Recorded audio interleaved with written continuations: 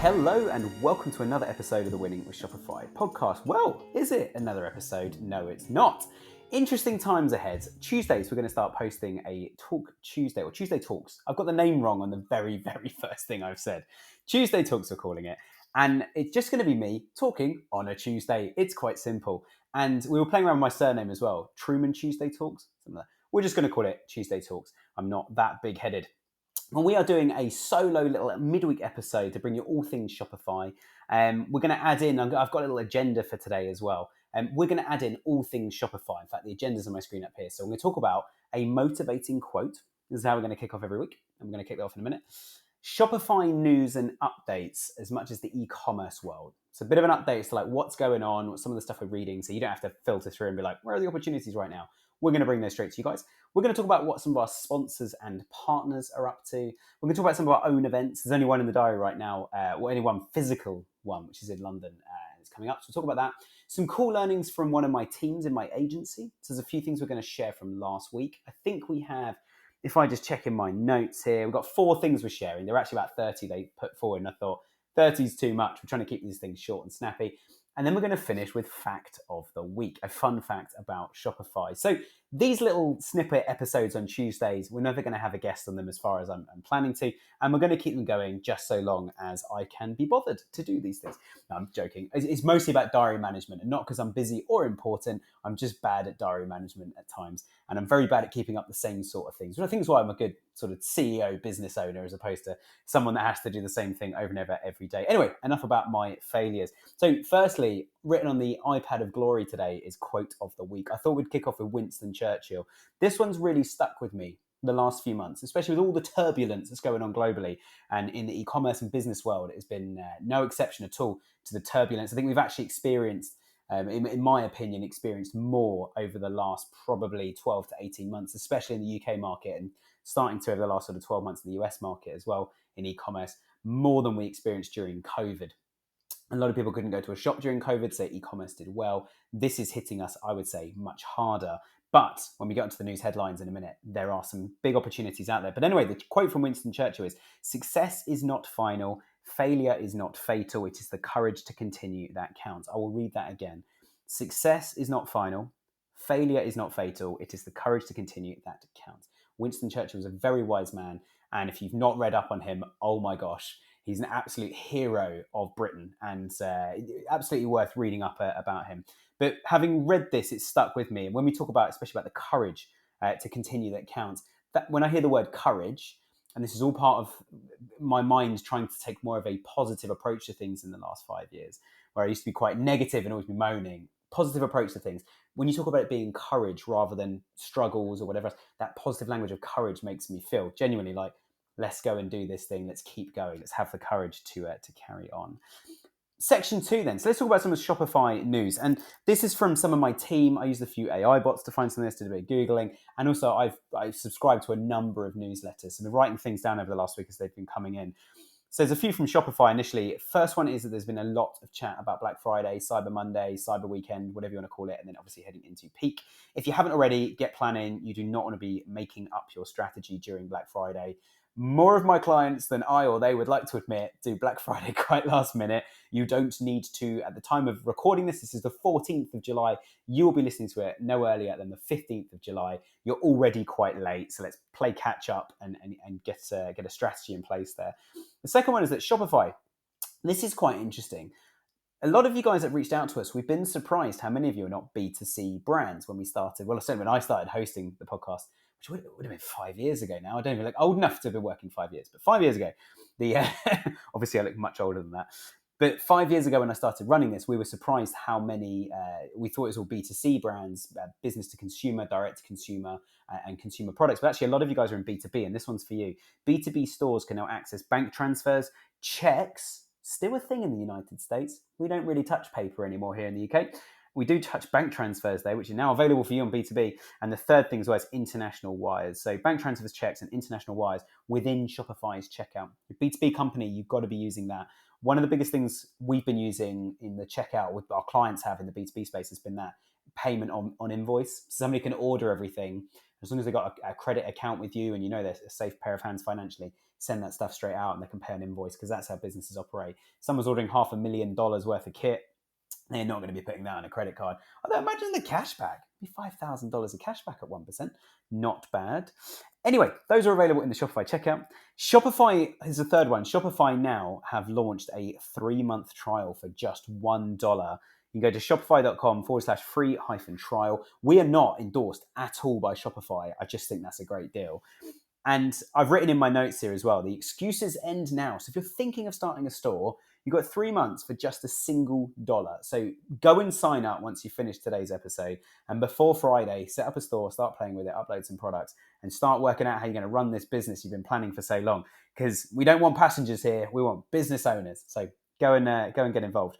Digital Commerce 360 have released a really interesting article. Amazon Prime event has spurred on a $7.9 billion in US sales. Get this, on day one. So, Amazon do their annual Prime event. Day one is $7.9 billion. I was having a discussion with someone about this. When governments or councils, they announce a budget for something, and you hear like, oh, it's going to be billions or trillions or zillions, whatever. I struggle to even imagine that amount of money. When you say 7.9 billion in US sales, day one of the Amazon Prime event, that's a ludicrous amount of money, isn't it? So if you're not selling on Amazon, you are missing out. Amazon is very much still growing and very much important to businesses. Next one down, and I thought it's an interesting news outlet, Mexico Business News.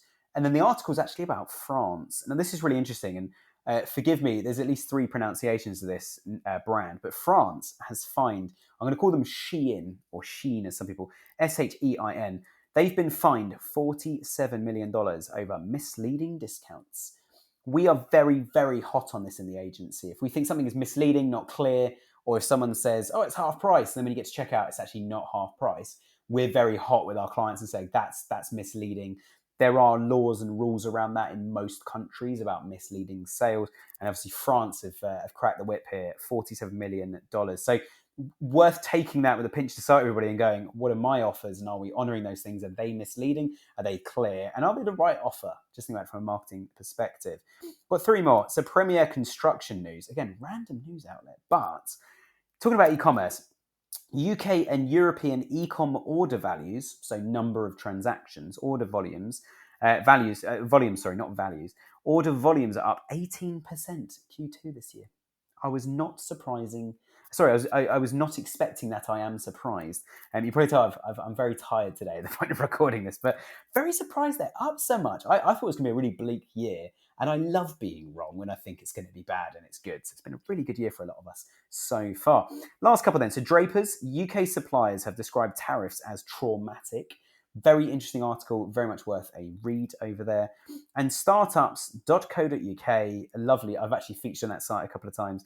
Ecom has outpaced the high street again in June. It didn't actually say where, but because it's .co.uk, we're going to assume the UK, but it does reference a couple of US brands as well. So hopefully that's some uplifting news, but also some of those bits like the B2B payments and also looking at Amazon Prime and misleading discounts. Hopefully some good learnings for you guys there as well. I mentioned the next part of this then is going to be a couple of partners. So 2 we're putting in the spotlight today. One of them is Yoast. If you didn't catch Yoast's episode, they're one of our sponsors. They were on a few weeks ago. Yoast is the most used plugin on WordPress. And as far as we're aware, and last time they counted was the exact words they used on the show, they were the most used website plugin in the world. The most used plugin in the world. They now have a Shopify plugin. I love it because it's all about SEO and it helps your Shopify store rank better on Google. You can get 15% off for life on either Shopify or WordPress, and it's WWS15. So that's winning with Shopify 15. But it's WWS15 is the code that you need to use. And the second one as well is Covella. I know a few of you guys have reached out to Covella since an episode we had them on recently. With everything going on globally at the moment, it's quite turbulent. You can get up to 40%, or sorry, the average saving is 40% on your stock costs. So say you were selling these t-shirts, you spend 40% less stocking these t-shirts, plus you can use their product finding or supplier finding system, which will save you a huge amount of time digging through Alibaba or flying out to China and Vietnam, visiting factories and that kind of thing. They will do that for you, and then they put their own guarantee and warranty on it as well. And that includes all of the tariffs, which is amazing. You also can do a product sample, and they will give you 50% off, so half price, product sample run if you use the code WINNING when you sign up. A few of you guys that signed up, we know you came through us, but you didn't use the code WINNING. So we've been thanked by Covella for all the great work, but you've not used the code, so you paid more than you need to. So half price product sample run, see how good the products are for that code WINNING. Final bit of news from our side, London. We're going to be in London on the 4th of September at Molly. We haven't quite announced the speakers yet, but I will mention that over the next couple of weeks as they are announced. I'm just waiting for a couple of them to confirm. We've got 3 amazing brands that we are talking to. They're keen. We're just trying to work out logistics at this stage. So 4th of September in London, you can come and meet me and my team, and there's going to be a few amazing talks. There's going to be pizza, there's going to be cocktails being made, beer, all sorts. It's going to be a super fun night. And there's also a balcony where you can have a nice drink on the balcony overlooking London. We're hoping the weather's going to be good. If it's raining, classic London, we will look out of the window from the warmth of the inside interior. Right, there are a few things I want to share from our agency, and I hope these things spark some ideas for you guys. We're going to put these in every week, and we're going to change the topic every week. We're going to start with PPC this week. Haven't decided what we're doing next week, so please don't ask. Not that you did anyway. Our PPC team, they have come back to me with, as I say, with over 30 things. I whittled it down to 26. I'm going to read out 4 of them this week, and I might save some for a few other weeks. But these are interesting statistics we found in people's data, which has now led then to a decision change, a strategy change, tactic change. And there will be similar things in your data. So I thought, actually, if we shared some of these things, it would spark some ideas. You can go and look at your own data on some of these and see if there's anything striking enough to go, that's worrying, or that's exciting, or that's interesting, or most of my marketing budget's been wasted. What a disaster. Well, now you know, and you can change it. So the first thing is that on one of our clients who sell personalized jewelry, only 1 in 10 products that was added to cart actually got purchased. So 9 out of 10 things added to cart are not purchased. Running some A/B tests at the moment, one's had absolutely 0 change, and one's had quite a nice change, which is why we run the tests. What we're looking at here is how many products were in their collections, and there were thousands upon thousands of products. So people probably weren't finding the right product. So they were finding something they like and going, let's add it to cart because this site has so many products, I might not be able to find it again. So that was one of our hypotheses. And the second one as well is what happens when you add to cart? Are we not giving people enough information to then go through and make the purchase? Are we not exciting people enough to then want to go through and make the purchase? The second thing we've learned over this last week, that when customers land on one of our client sites, we have this beautiful nav, and we have SEO'd the nav. We also have lovely links within the collection. So if you're looking at a collection of perfumes, you can go, oh, actually, I'm going to buy, I was going to say a coffee machine, totally unrelated, but actually I'm going to buy a specific type of perfume, or perfume by gender, or perfume by scent or price or something. And we've got little links going off to all of those.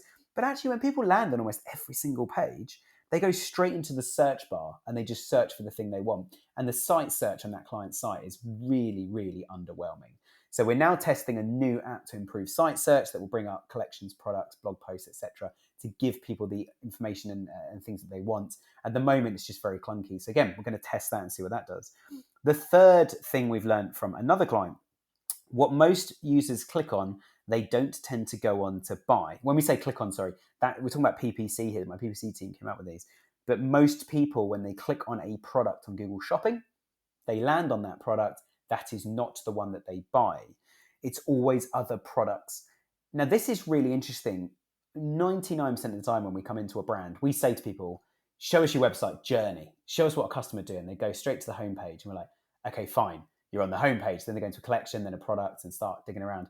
When we look at the data though, and again, this is all about the data does the talking. The data tells you what's wrong, what's good, what's the opportunity. The data says that actually most people land on products. And if you're running Google Shopping, that is exactly where they land. And SEO, if you've done your SEO well, it's probably, but not always, collections. Probably collections. So people are landing on your product. What are you actually doing to tell them about your brand, about who you are?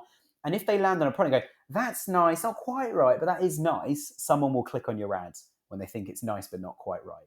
So how then you have the color variants, the sizes, and other related products, and how you bring that to the forefront is really important. What order you put things on a product page, that's the billion-dollar question, and for every brand it's completely different. But this is just really interesting when we're looking at the data of going, people have clicked on these products, but when we actually matched the things that people had clicked on compared to the things people actually bought, the trends did not match at all. People were browsing around the site and finding other things they actually wanted to purchase. So have a look at how you get someone from the product they've landed on to the one they actually want. So breadcrumbs back to the collection, tags maybe to go, this product is made of glass, this product has it runs on electricity, this product is blue, whatever. If you have little tags on the product, people could click, I'm just going to look at all the blue items. And you click on that and it goes to all blue items, but also filtered by lighting. And then they go, okay, I was looking at a blue lamp, but actually I don't want a lamp. I just want blue items. I love this brand. Take that off and go, right, blue's the accent of my lounge. What else am I going to buy? All those little things can make such a difference to conversion on the right brand. The wrong brand, all the things I've just said as examples will completely fail. So you've got to test these things. And last one from the team this week, when the cost per conversion, I love this, when the cost per conversion is higher on Google Ads, so when, say you were spending $20 per conversion on campaign A, but you're spending $40 per conversion on campaign B. Remember that. We're talking about campaign B here. When the cost per conversion is higher, it's campaign B, we also make more revenue. More expensive sales are worth paying more for. We've seen some brands that do not have conversion tracking that brings in the revenue to say that actually, although you've had less sales in this campaign, the average order value is really good. Otherwise, you're just going to be making the wrong decisions. You'll say, we've only sold four garden furniture sets, but we sold 50 lampshades. Well, the 4 garden furniture sets will probably make you more money at $3,000 per garden furniture set than a lampshade at $30 or $40. So you see the economics of those things, really, really important. So just because there's a high cost per conversion on the campaign, don't shy away from it, don't ignore it. To finish off then, fact of the week. So the fact of the week this week is Shopify's first ever thing that Shopify ever did, the first thing that the core team at Shopify ever did before letting people build e-commerce sites, is that they were selling, they made their own store and they were selling surfboards, and that was just over 10 years ago. So in just over 10 years, Shopify has become what it is today. But they started as an e-commerce store. They obviously built a really, really good back-end platform that is now Shopify. What a crazy amount of growth they've had since. Hope you've enjoyed today. Friday, we will have a guest on with a full-length episode, and I'll be back again next Tuesday. If you have any cool facts, cool bits of news, any amazing quotes, or anything you've been learning that you want me to share as well, I'd love to shout out some brands on these little Tuesday ones. So please do reach out. Otherwise, I won't be asking for volunteers. I'll be forcing volunteers forward. Obviously, I'm joking. Have an amazing week. See you guys on Friday.